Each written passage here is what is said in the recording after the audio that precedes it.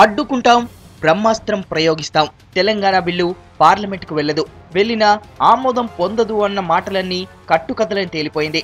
ఎవరెన్ని కుటిల ప్రయత్నాలు చేసినా తెలంగాణ బిల్లు పార్లమెంటు చేరడం ఖాయం. అది మరో 2-3 రోజుల్లోనే.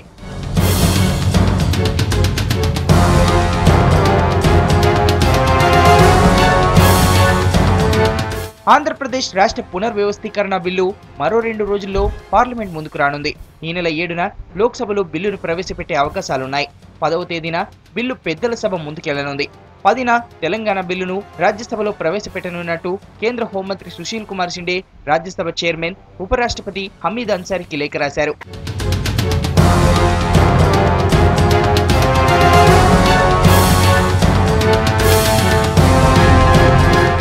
అంతకుముందు సమావేశమైన కేంద్ర మంత్రుల బృందం బిల్లుకు తుది రూపునిచ్చింది.